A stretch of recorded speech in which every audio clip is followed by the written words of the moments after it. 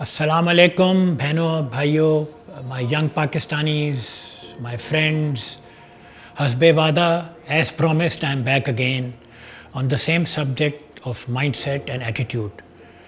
I hope you've had a chance to listen to my first talk. I've had an opportunity to think about it, discuss it with your friends, had a debate, and had drawn some conclusions. Okay.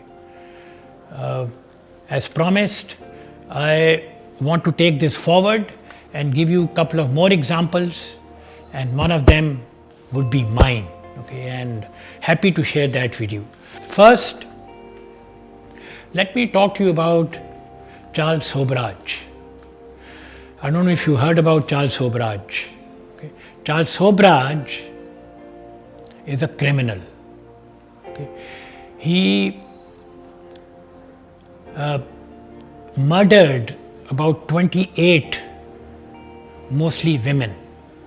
Okay. He is of Indian, Singaporean and French descent. Okay. Now that's not what I'm going to talk to you about him. Okay. What I'm going to share with you is another very startling revelation about him, which you may or may not know. Okay. Because of these crimes, because of these violent crimes and heinous crimes that he committed, he was sent to jail 12 times. He was arrested and sent to jail 12 times. Out of those, 4 to maximum security prisons. To maximum security prisons. In prisons में आपकी सोच को भी इजाज़त नहीं है कि वो बाहर जा सके. इतनी वो प्रोटेक्टेड हैं और इतनी मैक्सिमम सिक्योरिटी है उनके अंदर. तो 12 दफ़ा चार्ल्स सोब्राज जेल में गया और 12 दफ़ा एस्केप किया उसने. 12 दफ़ा जेल में गया और 12 दफ़ा सक्सेसफुल एस्केप किया उसने. अब आप ये देखें, एक दफ़ा एस्केप कर लें, 2 दफ़ा कर लें तो समझ आ जाए. किसी को पैसे खिलाए, किसी को कुछ किया, किसी को झांसा दिया, किसी से मदद ली तो निकल आया. ऐसा होता है, राइट? आपने सुना होगा. मगर to escape 12 times and 12 times successfully, and out of those 4 times out of maximum security prisons is an extraordinary feat, right? शायद मेरी नज़र में तो ऐसा किसी ने इस किस्म का किसी अचीवमेंट नहीं की हुई. अब ऑब्वियसली उस पर किताब लिखी गई, उस पर मूवी बनी, ख़ास तौर पे इसी हवाले से कि ये फीट उसने अचीव कैसे की.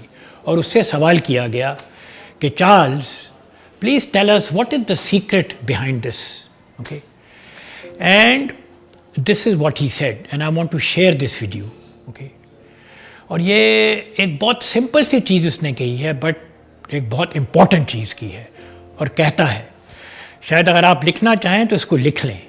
कहता है, as long as my desire to stay out of the prison is higher than somebody else's desire to keep me in the prison, I'll keep escaping. क्या कहा उसने? सोचा कि जब तक मेरी ख्वाहिश, मेरा जज्बा, मेरा जनून जेल से बाहर निकलने से उन लोगों से ज़्यादा है जो मुझे जेल में रखना चाहते हैं, मैं हमेशा एस्केप करता रहूँगा. तो ये क्या है? चार्ल्स क्या कह रहा है? हालांकि क्रिमिनल है, मगर एक बड़ा इम्पॉर्टेंट मैसेज, बड़ी इम्पॉर्टेंट इंसाइट उसने दी है कि अगर जज्बा है, इरादा है, डिटर्मिनेशन है, विल पावर है, जनून है, जज्बा है, खपती हो, ऑब्सेशन है, تو دنیا کی کوئی طاقت آپ کو کوئی بھی چیز حاصل کرنے سے نہیں روک سکتی. یہ چارلز سوبرات کی میں آپ کو مثال دینا چاہتا تھا، وہ بھی مائنڈ سیٹ اور ایٹیٹیوڈ کے حوالے سے. اب میں ایک اور مثال اور آخری مثال اپنی دینا چاہتا ہوں، جیسے میں نے پہلے آپ سے کہا. تو سنیے، یہ میری مثال ہے اور یہ بھی عجیب و غریب ہے میرے بہنوں اور بھائیوں.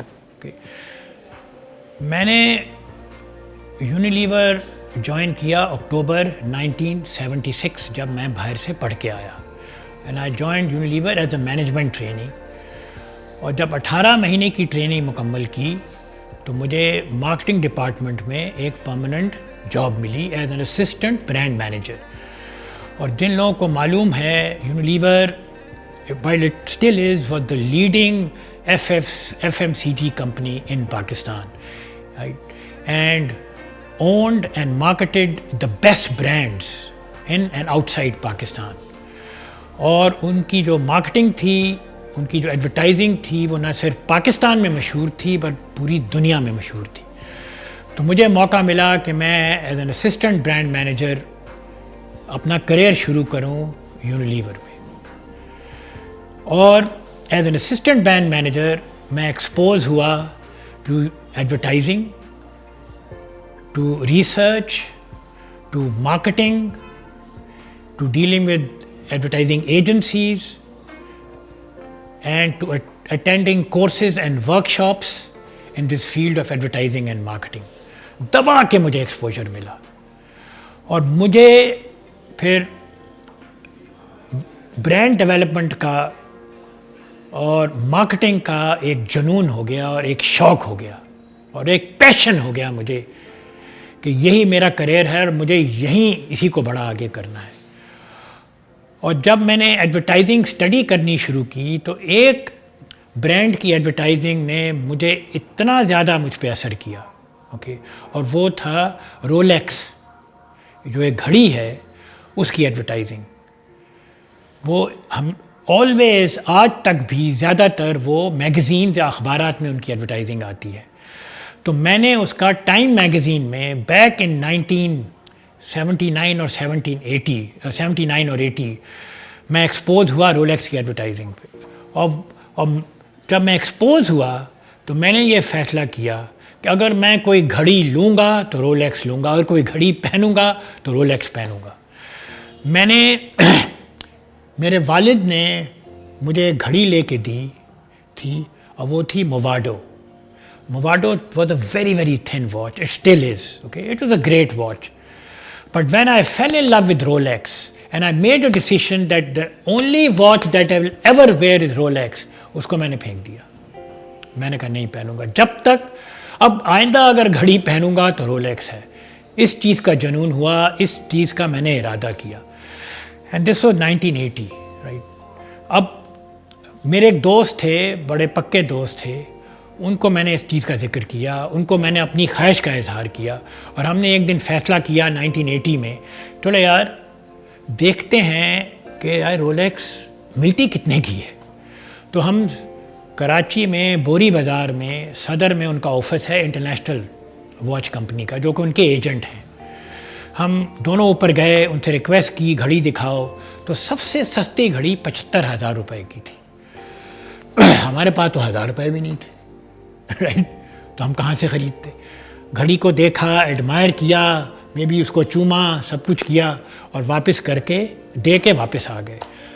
This was again I think 1980 اور 81، اور میں بھول گیا رائٹ. 1985 یہی میرے دوست جن کو میرے اس خواہش کا، اس obsession کا علم تھا، انہوں نے مجھے فون کیا. میں آفس میں تھا چندری گڑھ روڈ میں. کہا عرفان تم شام کو آفس سے نکلو گے تو میرے گھر رکنا. میں نے کہا آ جاؤں گا. کوئی خاص بات؟ کہتا نہیں تم ضرور آنا. میں گیا، گھر گیا، ان کے گھر لے گئے. ایک سیف تھا، سیف کھولا، اس میں سے ایک ہرے رنگ کا ڈبہ نکالا. اور جن کو رولیکس کا علم ہے وہ ہمیشہ رولیکس کی گھڑی کا ڈبہ جو ہوتا ہے وہ ہرے رنگ کا ہوتا ہے. اس نے یہاں رکھا اور کہا کھولو اس کو. میں نے کھولا، اس کے اندر رولیکس، تقریباً وہی گھڑی جو ہم نے 5 سال پہلے دیکھی تھی. تو کہتا ہے تم یہ خرید سکتے ہو. میں نے کہا تمہارا دماغ خراب ہوا ہے, رائٹ. تمہیں پتہ ہے پیسے نہیں ہیں, حالانکہ 4 سال گزر گئے ہیں, رائٹ. اس وقت تو 1000 نہیں تھے, اب 5 ہوں گے. But I can't afford to buy this. اب وہ پہلے 75 کی تھی, ہو سکتا ہے لاکھ روپے کی ہو. کہتا نہیں ہے تم خرید سکتے ہو. میں نے کہا وہ کیسے؟ کہتا ہے میرا ایک ٹریڈر دوست, بیوپاری ٹریڈر, جو بارٹر میں ڈیل کرتا ہے, جن کے پاس کیش نہیں ہوتا, وہ ہمیشہ اگر چائے بیچی ہے تو آٹا لیں گے, آٹا بیچا ہے تو کچھ اور کریں گے, اس طرح. اس کے پاس کیش نہیں ہے, he has to pay someone today, he is out of cash, okay, because I don't want this watch, I know you want this watch, تو تم اس کو لے لو. میں نے کہا کتنے کی؟ کہتا ہے 5000 روپے کی. میں نے کہا what? He said 5000. That's what he needs and he's desperately in need of this watch. I said چلو 5000 بھی میرے لیے امپورٹنٹ ہے, میں دوں گا. Let's go back to Rolex International Watch Company and check یہ گھڑی جعلی تو نہیں ہے. ان کے پاس بھاگے, ہم لے گئے, انہوں نے دیکھا, انہوں نے کہا جی بالکل جینوئن ہے. Came back, paid him 5000 rupees and I got this watch, right. اور اب آپ یہ سوچیں 1 لاکھ روپے کی گھڑی 5000 میں مجھے ملی, وہ کیسے؟ کیا خیال ہے؟ کس قسم کا مائنڈ سیٹ تھا, کس قسم کا ایٹیٹیوڈ تھا, کس قسم کا جذبہ تھا, کس قسم کی سوچ تھی, کس قسم کا ارادہ تھا کہ سم ہاؤ یہ چیز میری خواہش پوری ہو گئی. اس کے بعد اللہ نے نوازا ہے, بہت گھڑیاں لی ہیں, رائٹ. پر ابھی بھی my most watch that is dearest to me that I wear most of the time is this one. کیونکہ یہ پیسے سے نہیں خریدی گئی, یہ جذبے سے خریدی گئی. سو ان 2 مثالوں سے اور 3 جو میں نے پہلے دیں, آپ کیا کنکلوژن ڈرا کریں گے؟